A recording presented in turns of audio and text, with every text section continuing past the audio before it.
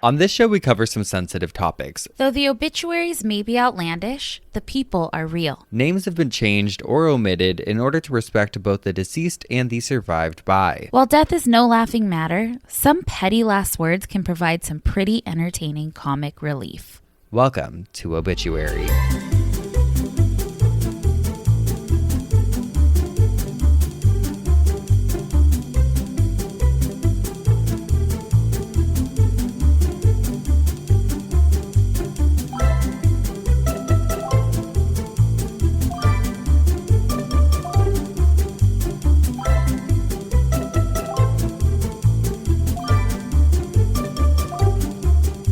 Welcome back to Obituary. I'm Spencer Henry. And I'm Madison Reyes. And happy Thursday, everyone. We're here. Happy Thursday, everyone. Spencer, you are serving Milkman, and I love it. You're serving milk, my girly girl. Ooh! Wait. Milky. Yeah. I actually have a segue for that. Ask away. Okay, I would like to know, which one of you little Geoffs signed us up? I haven't told you this, Spencer. Signed us up for milfroom.com. You want to talk about mommy milkers, okay? I had to go and investigate the website. You can chat with hot MILFs in your area. And what'd they say? They were great. They were so nice. They were so nice. They just... Big fans help. of the show. They needed help. They were stuck in the washing machine. Oh my gosh. I don't know. It was like they were there's an into epidemic us. happening.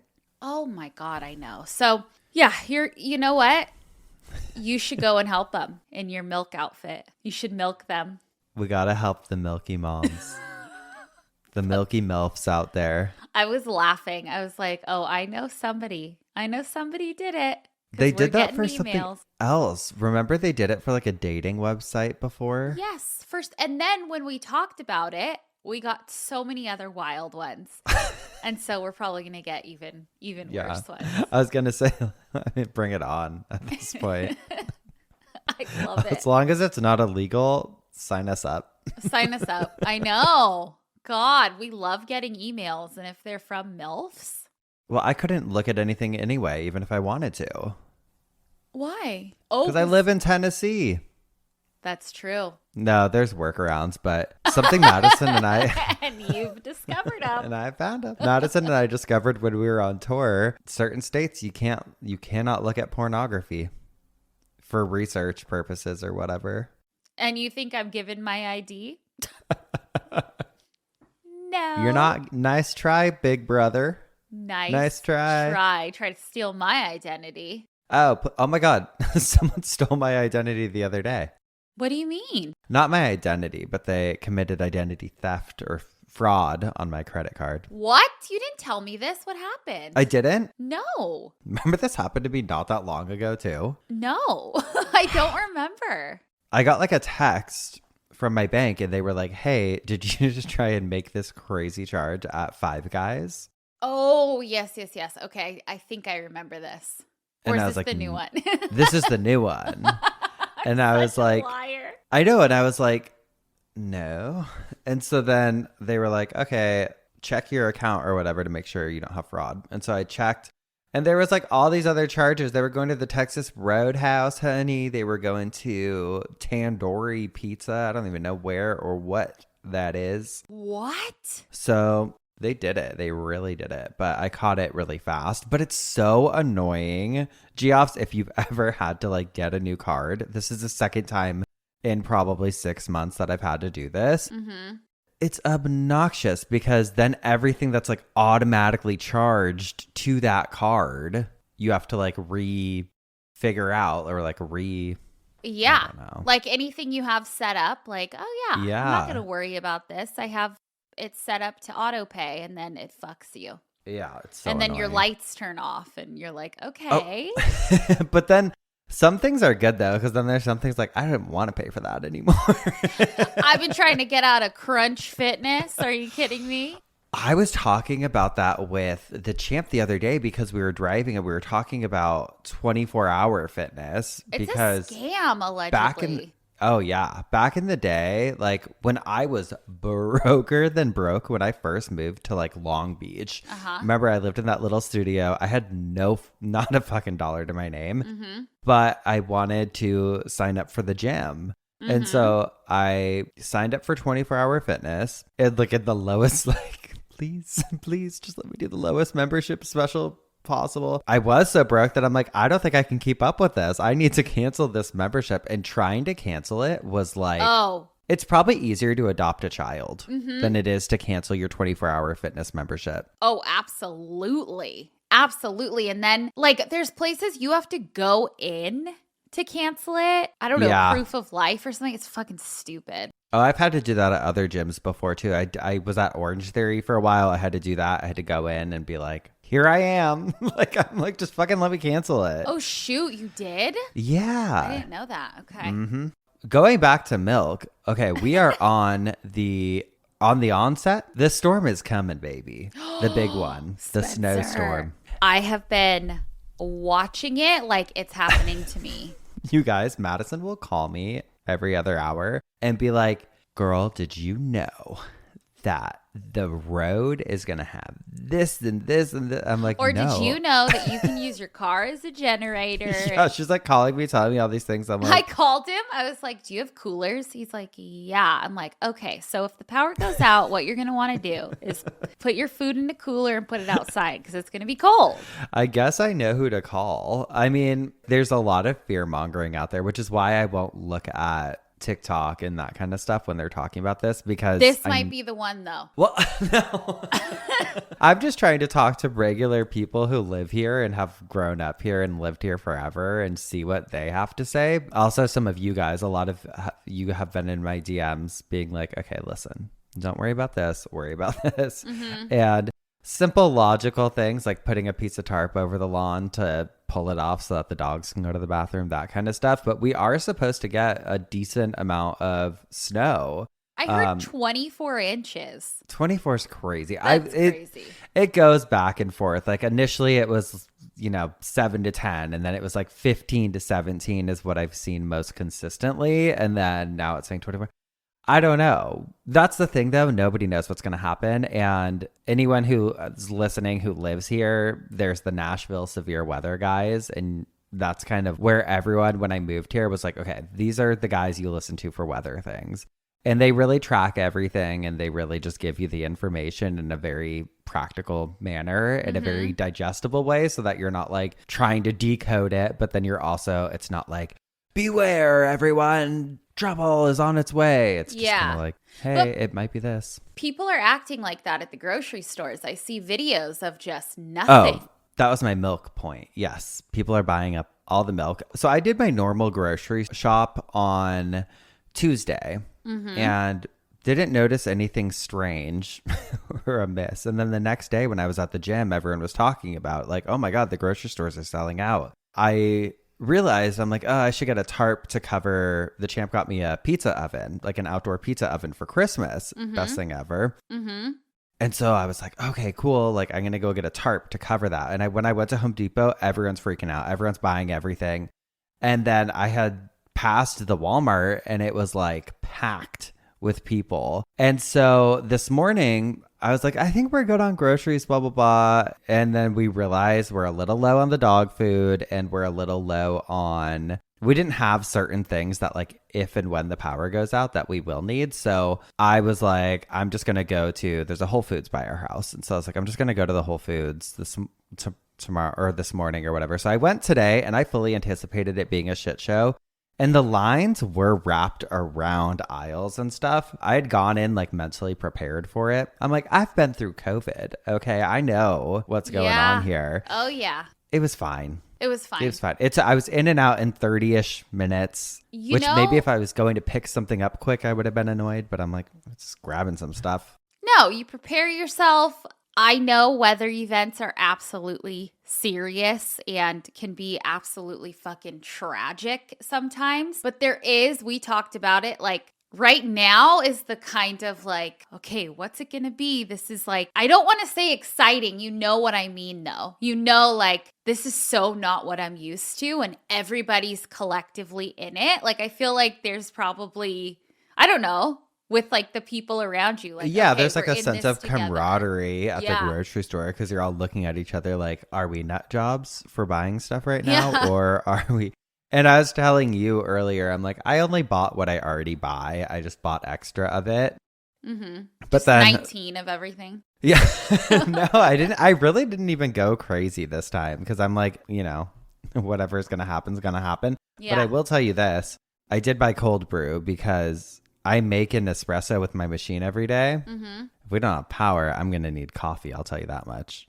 You're going to need coffee. You Mhm. absolutely will. I know. Just to kind of kick it back to the theme of the show, I worry about the cemeteries, the ice, the snow. Headstones are going to be toppling over. Mark my Headstones will words. roll. Yeah. So, and I feel like there's probably a ton of old ones in Tennessee. Oh, there are. There sure are. And just the East Coast and the Midwest and the South, like wherever this Well, is what's hidden. going to be interesting is like watching even the cars on the road because it's like if we have a lot of ice, it's like I'm not going to drive because there's no reason for me to be out in the world. No. But I know people are, and I'm like, Pray that they yeah, are hope to safe. figure it out. Yeah. Okay, I have a quick little follow up to, I believe, or it's not going to be last week. It'll be a 2 week ago episode at this point. But my Okay. episode on Oliver Cromwell, which went out today for us. Oh, okay. In that episode, we were talking about him and like how he was kind of like a polarizing figure a little bit. And I was like, okay, was he for the people or was he a bad guy? So I looked more into it. Mm-hmm. And I guess he like led massacres and stuff in Ireland or against the Irish. Oh, my people. And so Okay. they were like, are you? Oh, yeah. Yeah. So they don't look at him like that. But then I guess some people look at him as like heroic for what he did to the parliament and all of, or creating the parliament and all of that. So Okay.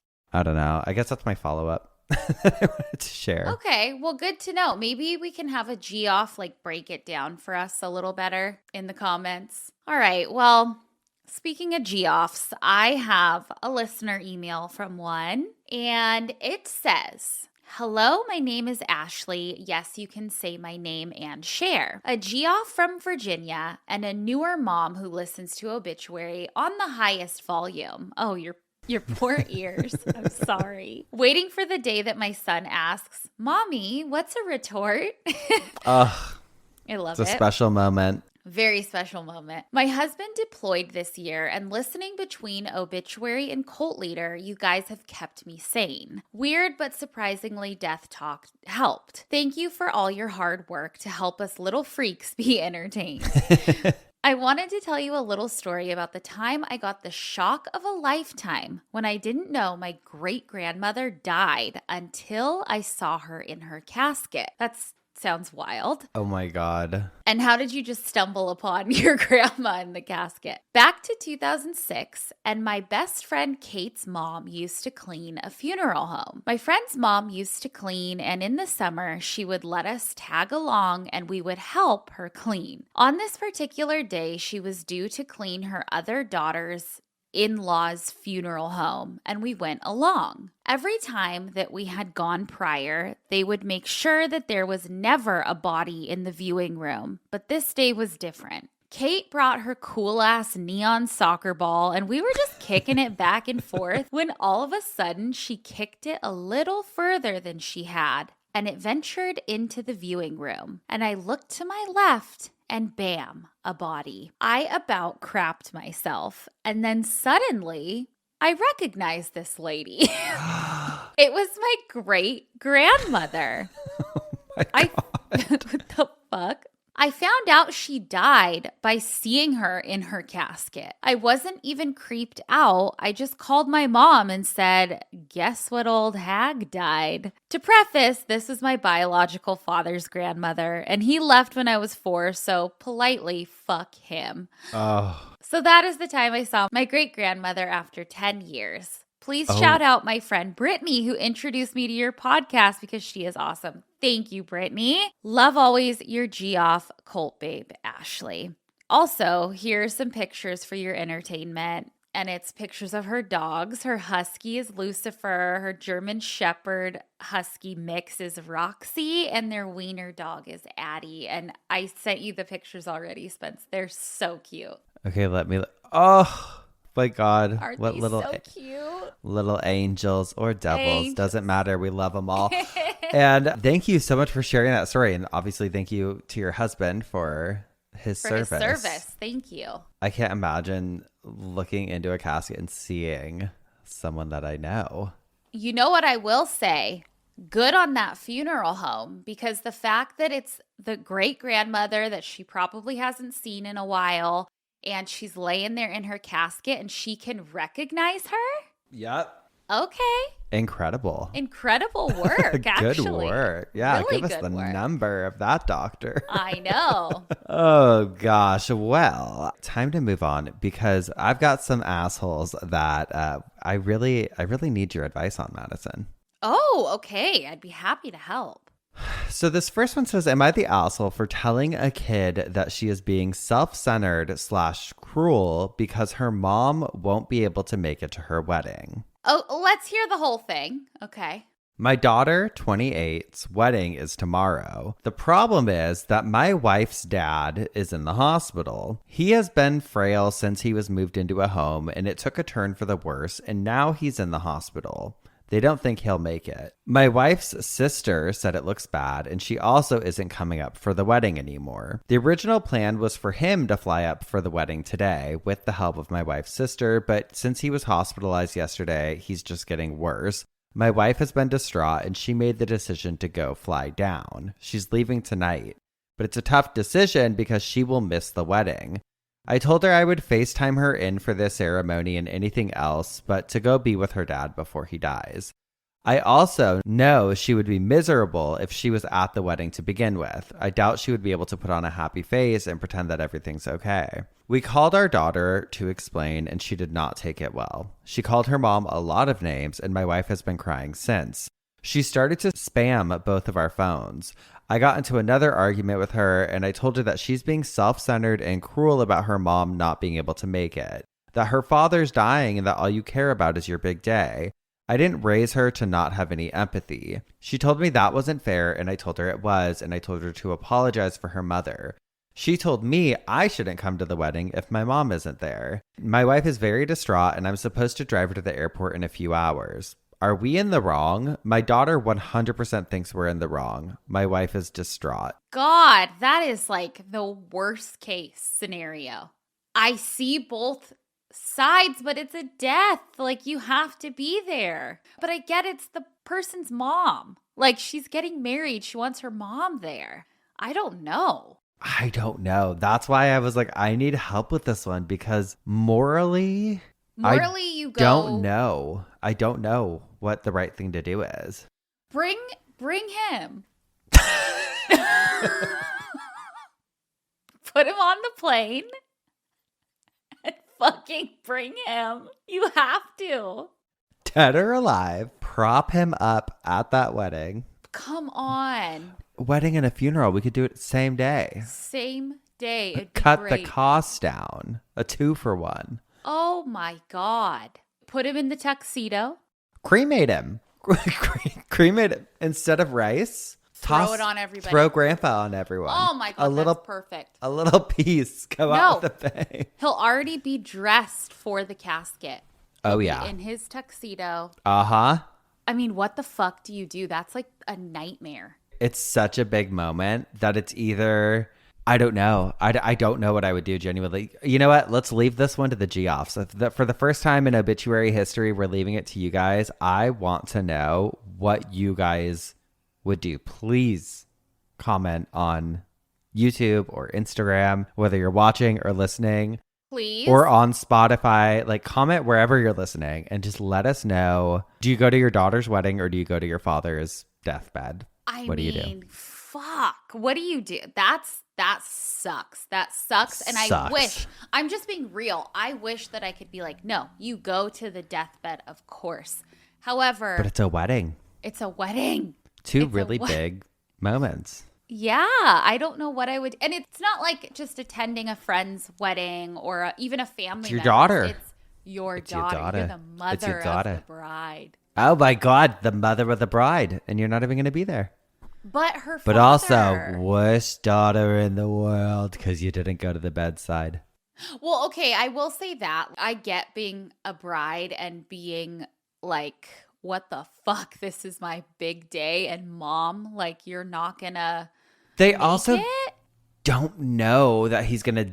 It says he was hospitalized yesterday and is just getting worse. But I'm like, he just wants to make it all about him. Girl, he stole your moment. Congrats, queen. Your moment. This diva. Put the diva in the car on the airplane. We're going to the wedding. But that's the thing. I'm like, you don't know for certain that he's going to pass. I'd probably would go to the wedding and then the next morning fly to wherever I had to go. Or that night, like. Yeah. Leaving early. Yeah. But yeah. I mean, how do you not see your little girl walk down the aisle? I don't know. Oh my God. I don't know. That one's going to haunt me. I know. Okay, well, this next one says, am I the asshole for refusing to remove a picture of a friend? Okay, let's hear it. When I, 32 female, was 15 years old, I had a boyfriend who I was with for about a year. We broke up and then didn't talk for a couple of years, but then eventually got over our petty selves and became genuine mates for the sake of our shared friendship group and because we truly didn't care anymore about stupid beef we had when we were literally 16. Kids. When we were in our early 20s, my ex became friends with a guy who I met also. Me and this guy fancied each other and we started hooking up. Nothing serious ended up happening between us. It was just a bit of fun for a few months. Fizzled out, with both of us moving on with other people. Fast forward to 2025. We're both in our 30s. My friend/ex unfortunately passed away in mid-2025, suddenly and unexpectedly. Me and the fling reconnected because of this, as we were both going to attend the funeral and wouldn't know anyone else there, and we wanted to go together. We kept in contact after and started dating each other again, totally unexpected. Now we've been together for about 5 months. Last night, he told me that something's bothering him, but didn't know how to say it / didn't want to say it. And obviously, I was like, well, you have to tell me now. I kept the program from my friend's funeral. It's a lovely picture of him smiling and happy, and it's in a frame on a bookshelf in the front room. I have my own place and literally asked him if he would like to move in with me a few hours before this was brought up. He eventually admitted that he would like me to move the photo as he doesn't like seeing it. When I asked him to explain what he means, he says that 80% makes him feel sad seeing his face constantly and 20% because he's my ex.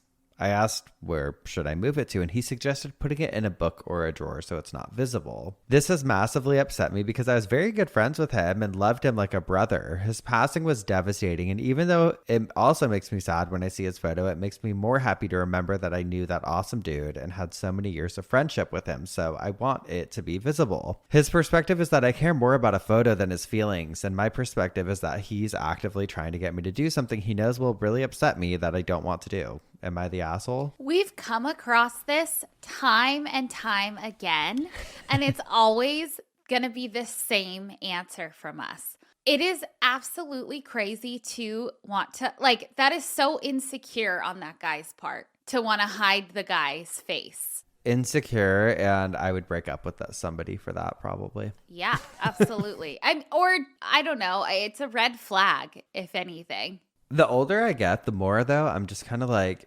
obviously if something makes you uncomfortable, like you have to say something, but it's always in situations like this, I'm like, something is wrong with you. Mm-hmm. If you are insecure about somebody having loved someone in the past or been loved by someone in the past, like that's crazy. Yeah, I don't like crazy that. Behavior. Yeah, I agree. If that was a girl doing it, they'd be like, crazy girlfriend. Yeah. Absolutely. Crazy. And same thing with a guy. A tale as old as time. Not the asshole. And maybe think, do I want to move in with this person? No, you don't. Don't do it. Don't do it, girl. Don't do it, girl. Don't do it. Don't do it. Oh my gosh. Well, you are up first this week, which means I have a side bitch. And this made me go, don't do it, girl. Don't do it. Oh, no. Okay. It's not good. This is from The Independent from 1959, and the headline caught my eye, Spence. It says, bakery manager choked to death by oven rack. By the oven rack? Yes, just wait. Interesting. A bakery manager was choked to death when his head was caught in an oven by a rotating bread rack, authorities said today. The victim was John Arter, 40, whose death was ruled an accident. Police said Arter had stuck his head inside the oven of a bakery supermarket last night while he tried to adjust the bread rack. But his arm, police said, apparently set the rack mechanism in motion, and the rack pinned Arter's head and neck against the side of the oven where he was found by a bakery employee. How fucked up is that? Girl. I hope they got rid of that oven. Yeah. Not just cleaned it. Oh my God. That is wild. Well, how much was it? I mean, I know.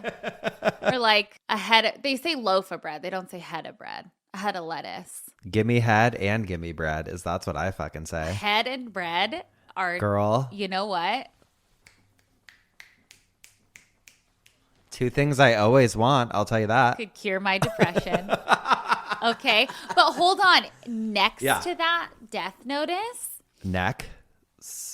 Next to that death notice, I laughed because there was a little article that said, man tries hard, fails to pawn wife for $56. Girl, that would be Cisco. Remember he was always selling shit? Yeah. He would have put your ass out there with a price tag real quick. Oh my God, wife for sale. It says the idea was that I would repay the loan by cooking, washing, and cleaning. Like he was the wife was gonna have to do that? Yeah. If you fucking pawned me to do chores, oh my God, I would be like, I'd go limp. Just listen. It says Rennie Thomas, 47, looked around for new ways to raise a loan Sunday after failing in efforts to pawn his wife. Thomas said he needed 20 pounds, which is $56, in a hurry.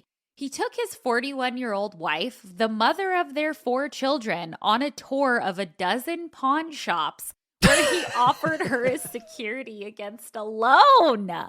Girl, pawning your wife is crazy. And you better be quiet because if Cisco hears, honey, you're going to the pawn shop. He's going to, I know. He won't be getting any head, but he's going to be trying to get some bread. Fuck. That's crazy. Crazy work. Oh, bye.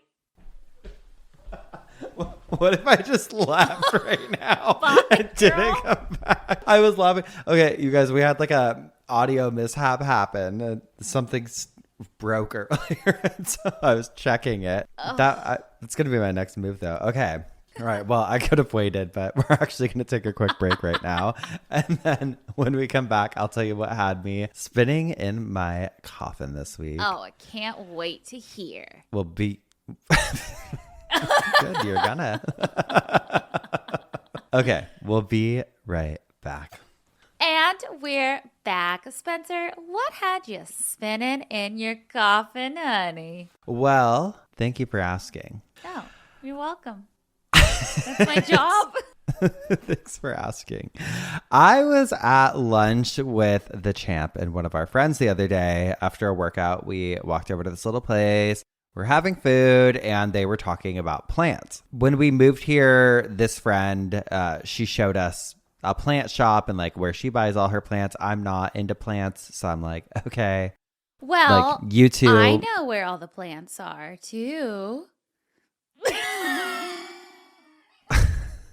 Oh, is that you competing with her? Because I just really was like, all right, I don't know what you're doing right now. Never mind. Fuck you.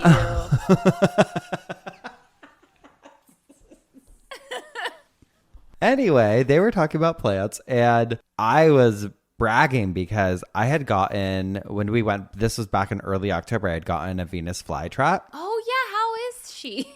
She's passed away. She passed away. But she passed away a couple of days ago. And here's the thing. I had posted a picture of her on my Instagram back when I first got her, and every single person was like, I'm a plant connoisseur, I'm a plant mama, I'm a plant daddy, and blah, blah, blah. Those things don't live. And I kept it alive for a very long time. Yeah. What do you I can't keep feed it? Like flies? Vibes. Cigarette ash? Yeah. Come here, sweetheart. Open up. Open up, mama. I wasn't smoking. It was the plant. I put the cigarette in its mouth. It wasn't me. It was the plant. She's smoking over here, and I can't get her to quit. It wasn't me. No, but I don't know. We're talking about plants, and then we started talking about other like carnivorous plants, and that's when the topic of figs got brought up. And girly, I think I'm about to blow your mind. Figs or pigs? Figs. Like Fig Newton. Yeah. Okay. Like the fruit. Well, no, yeah, but I don't eat those. Okay. Do you know about this? No. I know about the Keebler elves. Are they the Fig Newton people? I think so. I thought they made the ones with like, they're kind of like a circular cookie with a hole in them. No. Oh, we got to get to the bottom of this. Wait, We need hold some on. fact checking. Fig Newton Keebler. Oh, Nabisco. Ooh. Well, what? Did Hold that on. just shake up your world? Hold on. Keebler elves. Yeah, the Keeblers do fudge stripes. Well, what else do they? Their leader is Ernie Keebler. Okay. Let's not get political. Well, you're right. Oh, they do Vienna fingers. They do the little fudge things with the thing in the middle. I feel betrayed. Okay. Okay. So figs, the fruit, figs. I'm not sure how many of you guys are aware, but Geoffs, a lot of times, actually, figs are kind of like a casket for wasps. What? Yeah, girl. There's wasps in figs. What? Like figs are technically, they wouldn't be considered vegan. They're a fruit. No, listen to this. This is insane.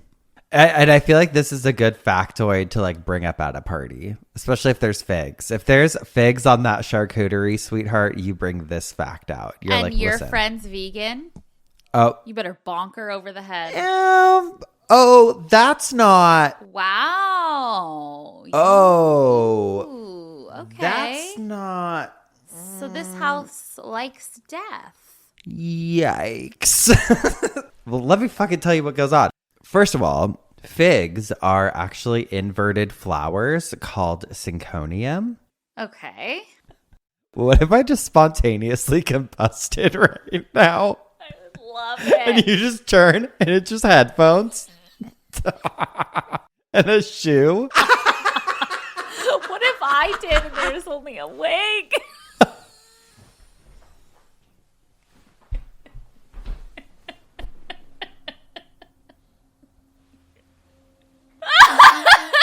My secret's out. Okay, honey. So what? You said wig, huh? We're talking about wigs.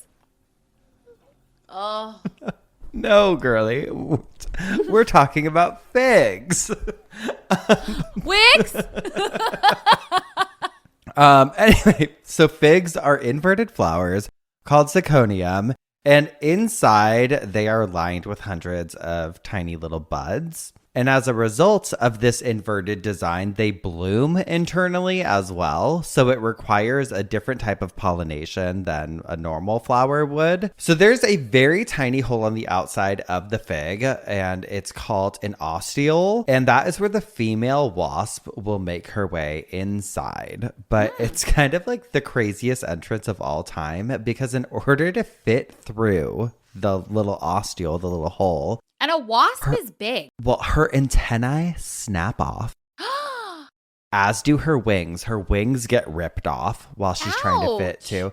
It's like trying to fit into like a pair of like the smallest jeans possible, but she's like, I don't give a fuck. I'm I'm wearing going in these. there. Yeah. Yes. And so she's just kind of bald now, right? And girl, she is not leaving. This is it, because this is her mission in life. Like, this is her whole entire purpose. Everything has been leading up to this moment. Oh. And it's showtime. Once she gets inside, she proceeds to pollinate the little flowers and lay eggs inside some of them. What? And sadly, after laying the eggs is where her mission ends, because the female wasp then passes away. So I'm sorry, we're talking about the fig fruit. That's like Yes. kind of like, Yes. there's a hole and it's formed. The wasp- fruit is formed and the The wasp dives goes in. Uh-huh. And it's like a suicide mission. Basically. Yes. Okay. So she passes away, and then next, the fig releases an enzyme called phycin, Okay. I believe is how it's pronounced. And the enzyme breaks down her body and helps speed up the decomposition process. And this is all going on, obviously, inside of the fig, but her body thus becomes part of the fig because it's been What? absorbed by it. After this, the larvae that she, like, because remember, she laid eggs, the larvae start to hatch, and the males will hatch first. And then once the females hatch, they mate with them. So it's kind of like insect incest going on. Oh my God. Nasty. What's wrong with you guys? No, but this is cool. So the males will mate with their sisters, and then they start to chew escape tunnels inside of the figs. And then the males actually die inside of the fig as well, with a similar decomposition process to their mama wasp that died first. But the males are trying to get out. They're just making the escape routes. They're just chewing little escape holes. But they don't make it out. They don't make it out. So they're born, they live their entire life inside of the fig, and then they die inside of it. The females, though, after the men are dead, they collect pollen from the fig, and then they crawl out of the escape tunnels that the males built, and they fly off to a new fig and then start the process again. So they're now the mama wasp going, infiltrating a fig, pollinating it, dying, and like that process happens again and again and again. What? There's not like the full exoskeleton crunchy remains of a wasp inside of figs. It's more so like their proteins because they've kind of been absorbed into it. Yeah. If that makes sense. To be honest, I think it's one of the most beautiful things that I've ever heard of. It almost makes me emotional because You do? when you think Okay. when you think about the fact that that is nature, right? Like, it's incredible to have such a purpose. Your life's That's true. work is to go do this, you complete your mission, and then you pass away. Like, what's our purpose? You know, like as humans, I feel like that's kind of one of the things that divides us from animals and other species is like a lot are designed with this purpose. And I don't know. I think it's I get what you're saying. I get like we're all just trying to find our purpose and to Yeah. be born with it and to like it's just in you. Just yeah. this is what you do. You don't even second guess it is pretty cool. So technically, I'm like the figs, I would consider them vegan, right? Because I'm like, when you think about like, that's their purpose. It's not like they're being trained to do this or told to do this. It's just A human's not making them do this. Yeah. Yeah. It's like they're naturally being absorbed into something. I don't know. Yeah. I don't know. Absolutely. I guess it's an ethics question. But I guess my theme today is kind of nature as metal. Yeah. Oh, hell yeah. I have some other insects I'd like to bug you with, if you don't mind. Perfect. I love it. And while we're on the topic of wasps, allow me to introduce you to the jewel wasp, also known as the emerald cockroach wasp. And I'm going to send you a picture. They're beautiful.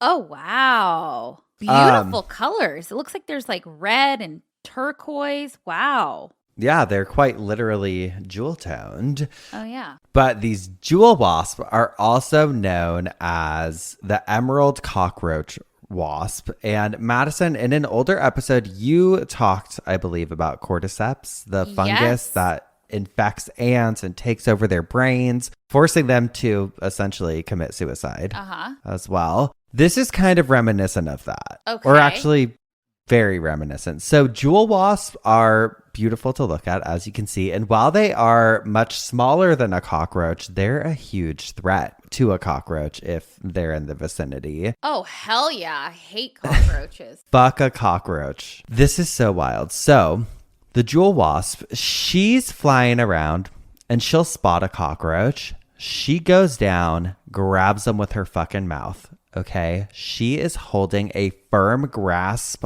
on the cockroach as she essentially stings the cockroach between their first pair of legs in like the middle of the cockroach's body. Oh and my in God. seconds, her venom strikes, paralyzing the cockroach. And the wasps have this insane accuracy. So they're injecting the poison pretty much directly into the cockroach's brain. And some in the science community have said that the cockroach, it's very possible, may get like a rush of dopamine when this happens, like a very euphoric feeling. Oh, hell yeah.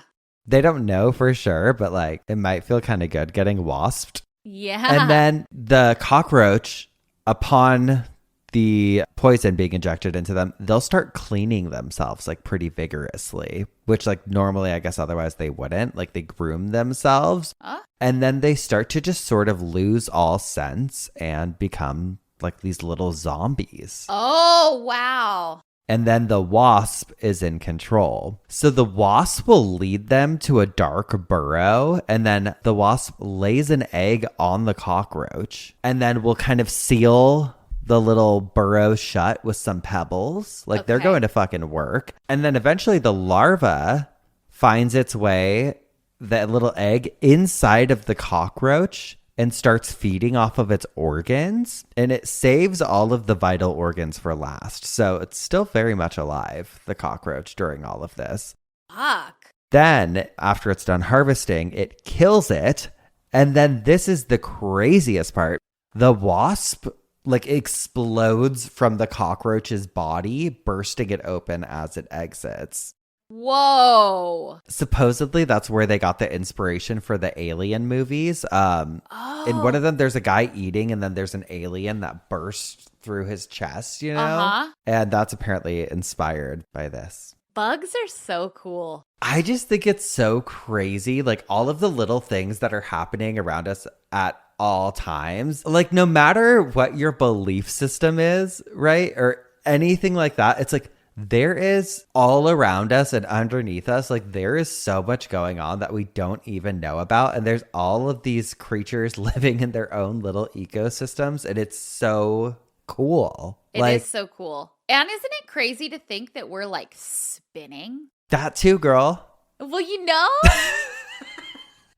we're spinning out. Isn't it crazy that the room is spinning right now? You're just backwards. There's a lot. I mean, yeah, anytime I get too overwhelmed or stressed out with life, I'm always like, wait a second. There's a lot going on. Yeah. Yeah. I mean, it's just like, who gives a shit? Like, what do you mean I'm anxious? Oh, get over it. So this next one actually makes me so anxious. This is probably one of my biggest fears. And I'll tell you why. I worked at a salon years and years and years ago. And one of our clients' sons, actually, if I'm remembering correctly, experienced one of these, Madison. Okay. And it is a botfly. Oh, I've heard of these, but I don't know anything. Okay. So botflies are basically a family of flies whose larvae are parasitic. So instead of laying eggs on garbage like a normal fly, they're like, I want to crawl inside of something a little bit warmer. Oh, God, like an ear or something? Well, there's different species that they target. So mostly cattle, rodents, monkeys, birds, dogs sometimes, and sometimes humans. Oh. And the most infamous one for people is Dermatobia hominis, aka the human botfly. And they're most commonly found in Central and South America, especially the human botfly. And I want to send you some pictures. Okay, so the first one I'm sending you is a picture of the botfly. Kind of looks like a bee. A bee/a fly. Yeah, it's pretty interesting, but they're not like the jewel wasp where they're just landing on you and laying an egg. Instead, it's They're really fucking interesting. you. No, it's interesting. The female botfly will catch a mosquito or sometimes a tick, and then she'll seal one of her eggs onto them. And then when the mosquito or the tick bites, whatever it's going to bite, whatever animal or human it is, the warmth causes the eggs to hatch, and then the larvae drop out into the skin and they enter through the skin where it was bitten. So I guess they could also enter through a pore or a hair follicle. So they're very, very tiny. Oh, God. But then they grow. Wait, you knew somebody who this happened to? Yes. We had a client's son who this happened to. The botfly kind of sets up camp. It creates a tiny little breathing hole and it stays there while it grows, feeding on tissue fluids. And then when it finally matures, it leaves. Botflies, they're not like super dangerous. They're not trying to hurt you or poison you. They kind of just need a place to shelter and grow. Okay. But I don't want it in it. And then after they're done, which by the way, they could be in there for several weeks, it has to climb back out. But they've grown significantly at this point. Oh, I know. Okay, it reminds me kind of, I have more pictures. It reminds me of Dr. Pimple Popper when she would have someone come in and they would have like a really big blackhead or something. Yeah. I'm showing you kind of one in action coming out, one of the larvae, and then a hole that was left over from one. Oh, great. Oh my God, it looks like pus. Oh my God. Was this person you knew, did they travel abroad? Is that how they got it? Yeah. Okay. Yeah. All right. Ew. Yeah. Looks So like a bullet hole. after it climbs back out, they, I think, just fall into like dirt or whatever and then turn into a fly and then they fly away and then they start that cycle again. That's just how their cycle goes. They never die. Well, eventually they do. Oh, I'm not sure what their relentless. lifespan is, honestly. They've done enough. They've done enough. I have 2 more honorable mentions for us. Okay.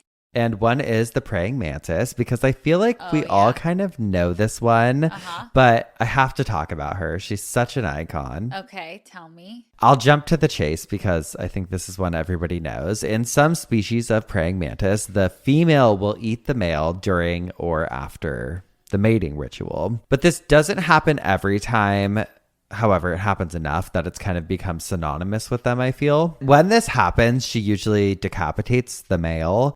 And you guys, after this happens, his body has the ability to continue mating, which Of course.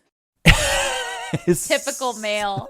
typical male behavior. Lose their head and they're still humping. Uh-huh. Okay. I was thinking about it though as a human because I'm like, imagine you're having sex and you rip their head off and they just keep going. Like, I feel like if you were Ew. I feel like if you were mid-sex and you ripped a man's head off, you would have to do it very fast. I wonder if they'd stay erect for, I don't know. 100%. They wouldn't deflate like a balloon. Yeah, but I think if it was like a slower decapitation, it'd be like, I'm losing my boner. Of course. Yeah. But the reason behind why she does this is actually pretty logical. So the male essentially becomes like a high protein meal and she does it for the fat. And so as a result, she's likelier to have healthier offspring. And so Geoffs, if you ever run into this, if your husband gets mad that you're ripping his head off, just tell him, honey, I'm doing it for the baby. Doing it for our future bloodline, honey. I'm doing it for the good of our children. Also, sometimes I guess men will do this on purpose. Like they have a little kink for it and they will approach the woman as she's already eating something. So they're kind of asking for it. It's yeah. their suicide mission.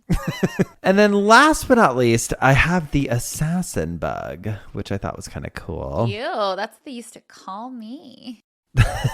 No, girl, they said you have bugs. In your ass. No, they don't swarm. They're not flying around. They wait. And that's what's kind of scary about them. So that's why they got the name the assassin bug, because they will blend themselves into leaves, bark, dirt until something walks by. And then when it does, they strike them with this really sharp needle-like mouth port called a proboscis. And it's not a bite. It's literally like a stab. Oh. And once the assassin bug pierces its prey, it injects enzymes into them that don't kill the creature or whatever it is immediately. I think it can kill small insects and birds.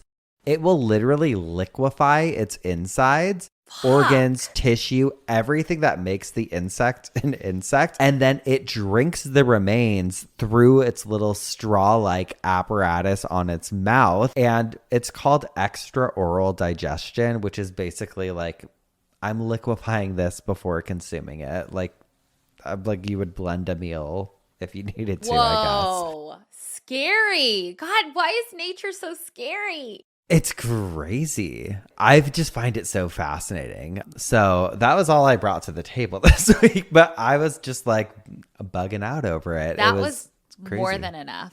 More than enough. Okay. All right. Well, it's time for one more break. I'm going to go show Madison some more pictures of botflies. And when we come back, she's going to tell us what had her spinning in her coffin this week. All righty. We'll be right back. And we're back. Madison, what had you spinning in your coffin this week? Beep, beep. I was driving in my coffin this week, girly. Ooh, vroom, vroom. Damn. Okay. Okay. Tell us more. Well, we love the little phrase here. You don't see a hearse pulling a U-Haul. Okay, don't we? We love it. And Anyone? Bueller? Bueller? Is this thing on? And that's fair. You can't take a U-Haul with you, but what if you could? I think that would be great. What if you loved your car so much that you just had to take it with you?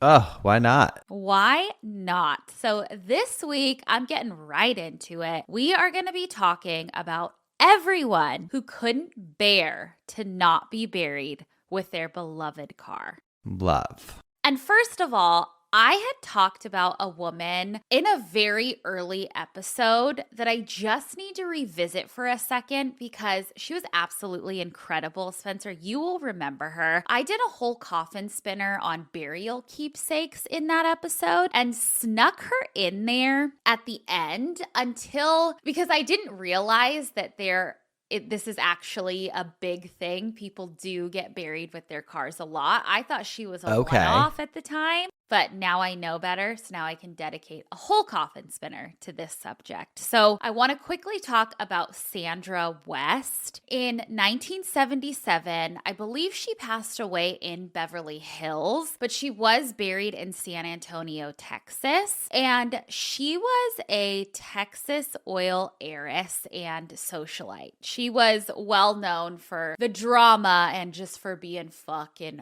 rich. That oil money. I know. She left strict instructions in her will that she wanted to be buried in her 1964 Ferrari, and she was not fucking around. So when she died, her baby blue Ferrari was placed into a custom vault. And okay, this is actually weird that I don't have written down, but I read it. There are pictures of the vault that I'll show you. Oh, hold on. Let me send you this note that has pictures. Okay, so you can see in it, you can see her headstone that says Sandra West, but you can also see like the big crane with it looks like a big box. Her Ferrari is in there. And I read that it was a closed burial, like a closed casket burial. Her casket being this car because shortly before her death, she died of an overdose. It was accidental. But shortly before her death, I guess that she fucked this car up. So there's speculation allegedly that maybe that's why she wanted to be buried in it and closed. Or maybe she had OCD, like the kind where you think you hit someone with your car and she's like, bury me with my car. Bury the evidence. Bury the evidence. Either way, the burial plot was 17 by 19 feet wide, and she was placed inside in the driver's seat wearing her favorite lace nightgown. Her seat was tilted back a little bit, and I just think that's the fucking way to do it. I love that. Wonderful. I remember her. Yes. And her grave is located at the Alamo Masonic Cemetery, and she's buried next to her husband. And that's in San Antonio? Yeah, in San Antonio, Texas. And her plot is very, like her headstone just says her name, says the year that she was buried. I thought it would be more flashy, but it's not. Money talks and wealth whispers. Yeah, but she wasn't the type to whisper, I don't think. I don't think. Hong Kong! Yeah, totally. Oh, I love it. Okay, so next we have Aurora Shuck. She is another icon as well. She passed away at the age of 62 in 1989 in, coincidentally, Aurora, Indiana. She was diagnosed with an incurable form of cancer, and it seems to have taken her pretty fast. But while she was alive, she was kind of known for this red 1976 Cadillac Eldorado convertible. Hell yeah. She loved it. She was, like I said, kind of known for it around town. Like it was her baby. So, of course, she was buried in it. But this burial is a little different than Sandra West's. I have pictures for you if you scroll down a little bit. Oh, yeah. This burial required 14 plots to be bought, and the cemetery approved it, which I'm like, I wonder how expensive that was. 14 plots. Crazy. The vault was 27 feet by 12 feet, because I was like, God damn, that's a lot bigger than the Sandra West thing. But Sandra's was like a little Ferrari. This was like a boat. You know? Mm-hmm. But I find it weird that it was only 6 feet deep. It was like, that's all 6 feet under. 6 feet under. You know what? I feel like two things. One, I feel like Angeline would do this. In her pink, yeah. Yeah. Yes.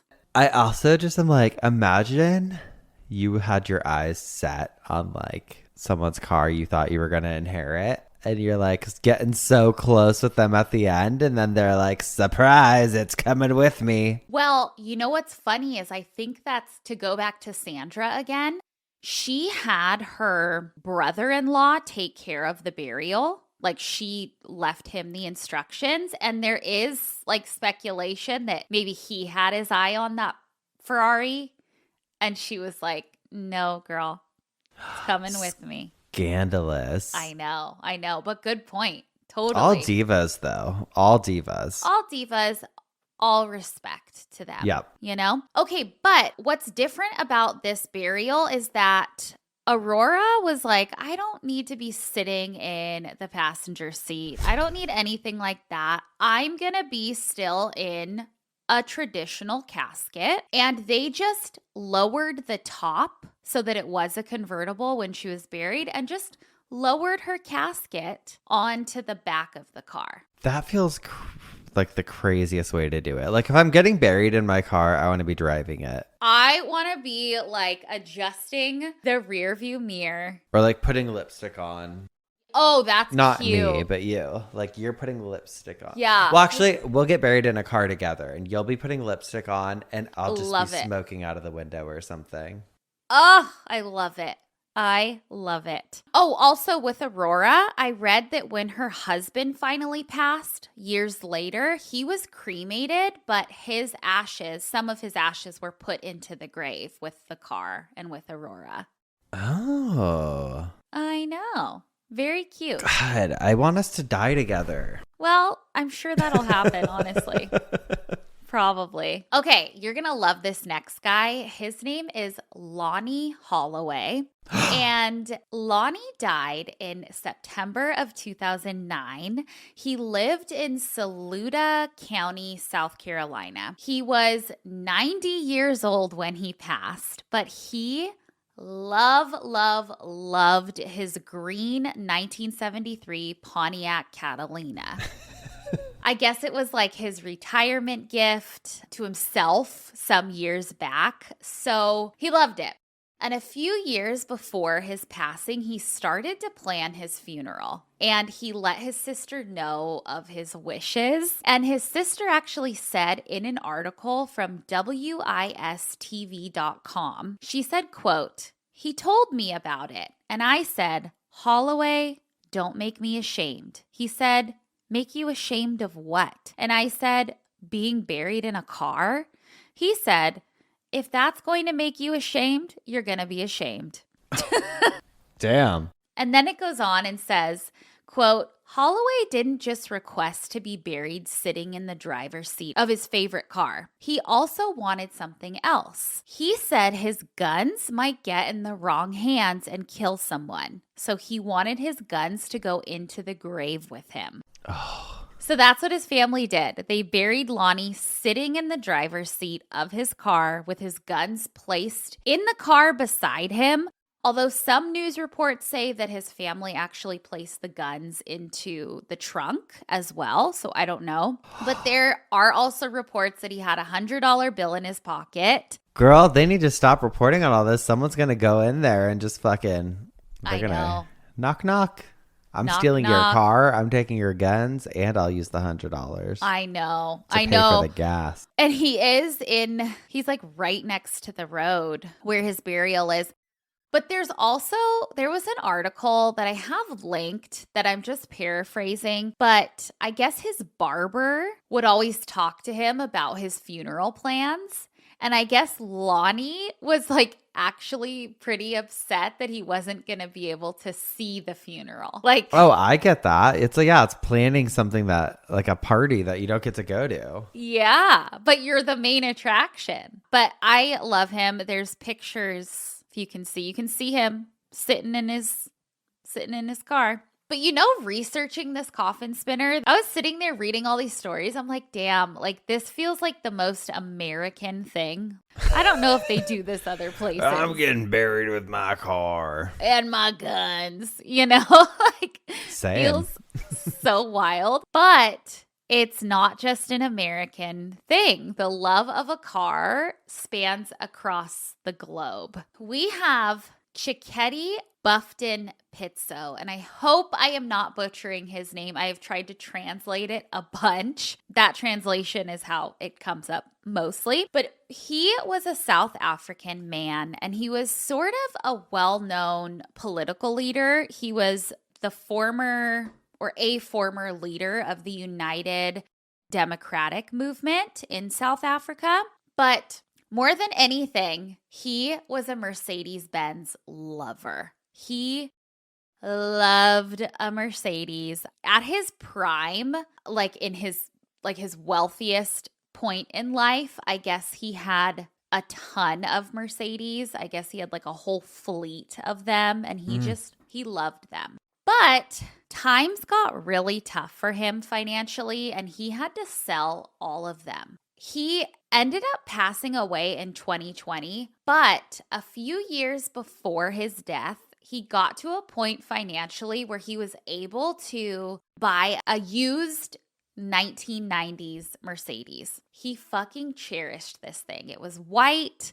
It was totally 1990s. I have to look. Oh, yeah. That boxy. Yeah, totally. Which I think still look really good. I think the 90s ones are great. But it was his prized possession. And I can't even imagine like losing all of these and then finally getting one back. It probably just meant so much to him. Oh, yeah. I guess it wasn't long before it broke down and was just not drivable anymore. But he still loved this thing so much that his family said that he would sit in the driveway in this car and just spend time in it, listen to music. Like he just Remember there was that guy on My Strange Addiction who was in love with his car? Yeah. Oh, yeah. That was bizarre. I get it. Some guys, I remember dating a guy who like his car was his number one. I miss my truck every day. I know. And you have such a great car now, but you just She's miss beautiful, the truck. but I miss the truck. Damn. I read actually that he collapsed in his driveway on his way to the car and then he died. So it's a whole thing. But before his death, he told his family members that he wanted to be buried in his car. And so that's exactly what they did. He was placed in the driver's seat of the vehicle like he was driving it and then lowered into the ground. And wow. You can go ahead and see those pictures. He's just going on into the afterlife. Yeah, see, he's got it right. Hand on the wheel. Mm-hmm. Put my other hand, one hand on the wheel, one hand in some fries. In an In-N-Out bag of fries. Love that. Love that. I couldn't find much on this next story, but a Nigerian man buried his mom in a brand new Hummer in, I believe, 2016. There are pictures, and I guess he threw $10,000 on top of the car, too. Girl, I'd be like, rest in peace. And then I'd be in there at night with a shovel. What? She doesn't need it. Oh my God. She doesn't need the money. She doesn't need it. She stinks. She's stinking it up. Oh my God. Her eyes are out of her head. She doesn't need it. Got bugs. Bugs are eating her. They're fucking up the interior. Oh my God.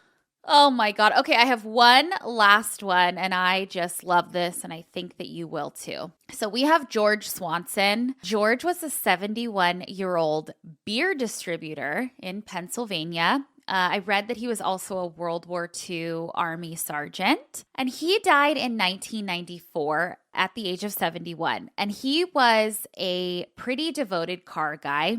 He especially loved his 1984 white Chevy Corvette. So much so that you guessed it, he wanted to be buried with it. And while he was still living, he made sure to go and buy 12 adjoining burial plots at the Brush Creek Cemetery in Irwin, Pennsylvania, so that he would have enough room for he and his car. He also made sure to fill his wife in on his plans, and so when George died, his wife tried to carry out the plans. But the cemetery initially was like, fuck no, allegedly. And I guess that they were very concerned. And these are actually pretty valid concerns. So they were concerned about potential vandalism that, you know, such a spectacle could bring. But also they were concerned about the feelings of the other families who had family members buried in that cemetery. But they also, and this was something that I had never seen raised, which makes so much sense, they were concerned about the contamination that a car could potentially do,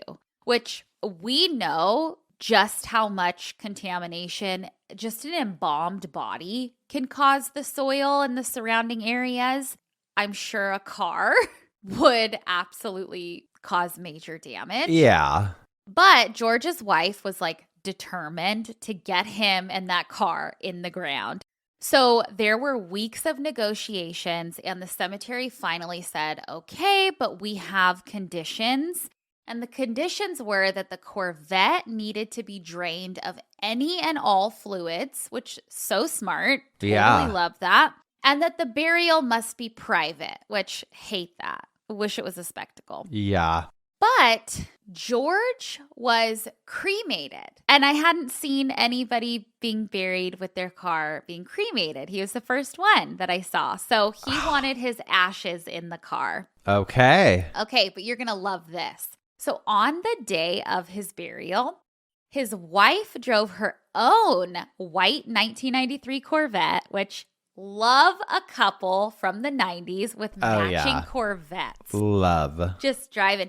She drove him in the passenger seat in his urn to the cemetery, and then eventually placed his urn on the driver's seat of his Corvette. She also made sure to leave a little love note in the car, which is so sweet. But we also haven't, during this episode, touched on license plate, and I feel like a customized vanity license plate like should be a requirement if you're burying your car. Oh yeah, like gotta go. Yeah, totally. And he had one, and it said HI-PAL,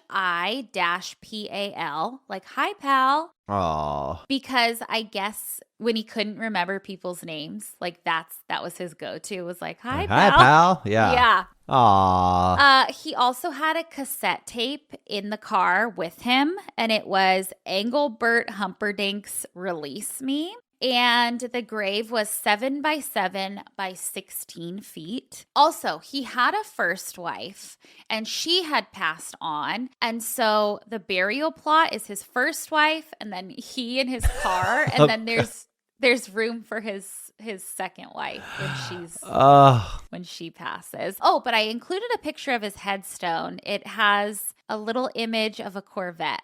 so cute. I So love cute. it. And there's pictures if you want to see. So yeah, there you go. I Oh my love God. Well, who knew? I know. I feel like it's a workaround of like a casket or coffin. Like Yeah. let your car be it. We need to get more into different types of coffins or vessels used as coffins. Oh yeah. Yeah.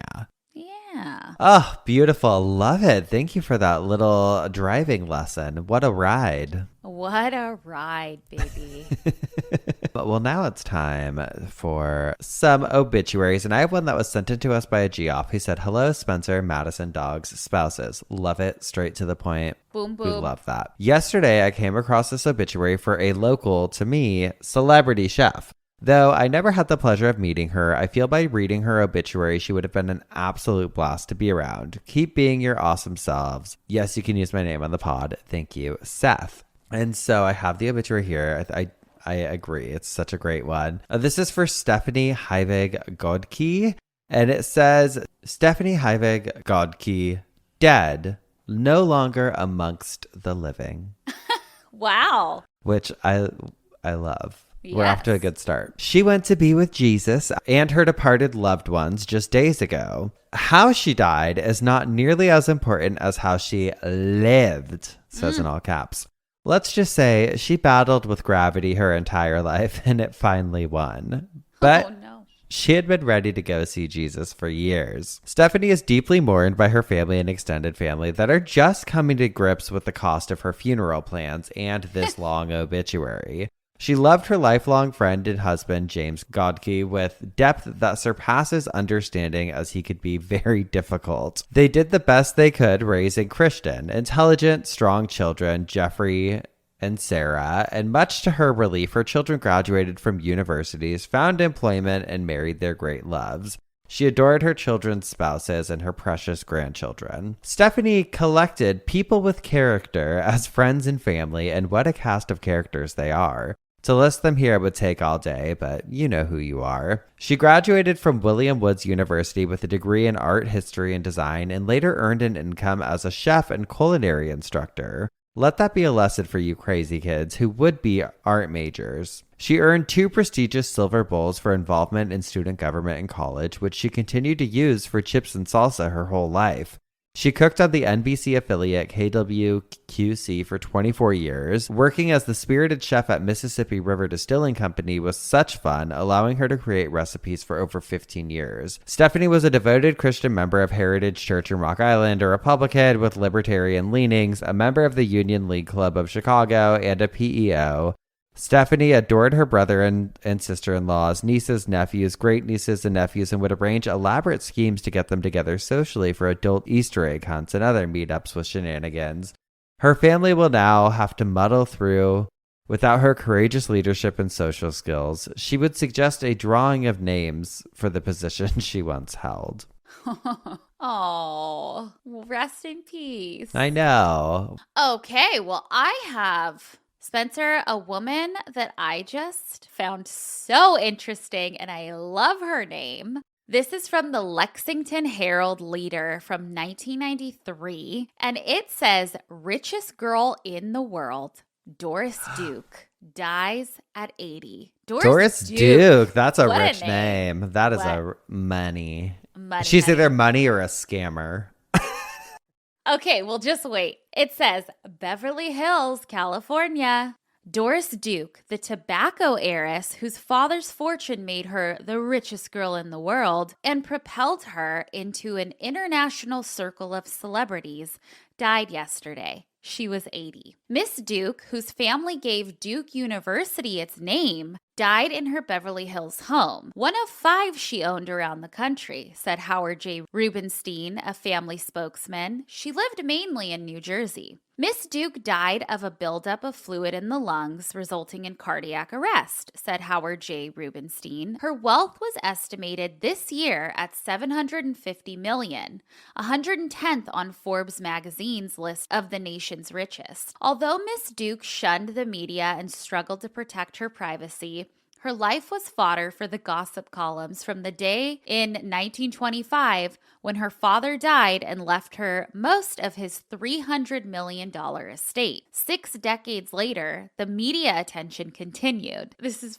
fucking wild, Spence. In 1988, she posted $5 million bail for her friend Imelda Marcos, wife of the late Fernandad Marcos. Marcos was acquitted of federal charges. She helped her husband loot the Philippine treasury when he was president. Listen to this. A week after posting the bail, Miss Duke adopted a 35-year-old former belly dancer and Hare Krishna devotee, Charlene Gail Candy Hefner. Miss Duke was 75 at the time and had no children.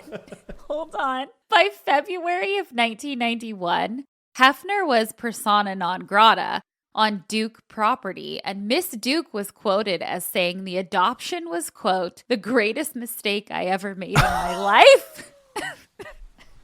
What? Stephanie Mansfield wrote in her 1992 Duke biography titled The Richest Girl in the World. Hefner subsequently filed a breach of contract lawsuit against Miss Duke. A state judge in New Jersey last week ruled against Miss Duke's attorney, who wanted the lawsuit dismissed. Miss Duke was 12 when her father died in 1925 and left the bulk of his $300 million estate to his only child. Wow. What a life. What a life that woman had. Adopt a 35-year-old former belly dancer? Legendary. Girl. Crazy. But also kind of makes you a dumbass. Absolutely does.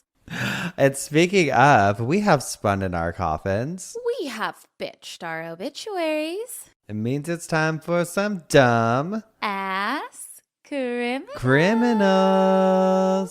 And I have a dumbass criminal.